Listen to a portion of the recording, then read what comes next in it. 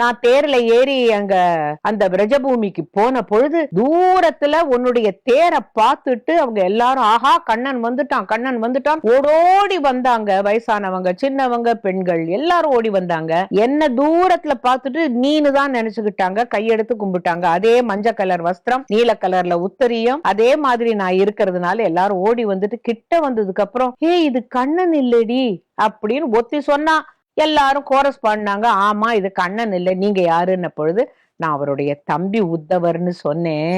என்ன அப்படின்ன கண்ணன் உங்களுக்கெல்லாம் ஒரு விஷயம் சொல்லி இருக்கிறான், அவங்கள்ட்ட பேசணும் அப்படின்ன போது எல்லாரும் வாங்க நம்ம தனியா ஒரு இடத்துல போய் உட்கார்ந்து எல்லாரும் பேசலாம் அப்படின்ட்டு இந்த பிரஜபூமி மக்களோட கோபியர்களோட உத்தவர் உட்கார்ந்து பேசும்போது கண்ணன் எப்படி இருக்கான், எங்களெல்லாம் நினைக்கிறானா? நினைக்க மாட்டான். அவனுக்கு உறவுக்காரங்களோட இருக்கிற போது எங்களோட நினைவெல்லாம் எப்படி வரும்? இங்க இருந்த வரைக்கும் உரல்ல கட்டினாங்க, மரத்தை உடைச்சான், வெண்ணையை திருடினா, நாங்க அதெல்லாம் நினைச்சு நினைச்சு நினைச்சு தயிர் கடையிற போது கூட கண்ணன் நினைவுதான், பால் கறக்கும் போது கூட கண்ணனுடைய நினைவுதான். நாங்க அவனுடைய நினைவிலேயே மூழ்கி இருக்கோம். ஆனா கண்ணன் எங்களெல்லாம் நினைக்கிறானா அப்படின்னு எல்லாரும் கண்ணீர் விட்ட போது உத்தவர் சொன்னாரு, நிச்சயமாக நினைக்கிறான். அவன் அங்க இருந்தா கூட அவனுடைய மனசெல்லாம் அவனுடைய கருணையெல்லாம் உங்களோட தான் இருக்கு. ஏன்னா இங்கே வாழ்ந்தவன் இங்கே வளர்ந்தவன் அப்படிங்கறதுனால. இப்ப உங்களுக்கு வாழ்க்கை எப்படி இருக்குன்னு கேட்ட போது நாங்கள் எங்களுடைய கடமைகளை செய்து கொண்டிருக்கிறோம் தாங்க. அதுல எனக்கு ஒண்ணு புரிஞ்சது கண்ணா, என்ன தெரியுமா?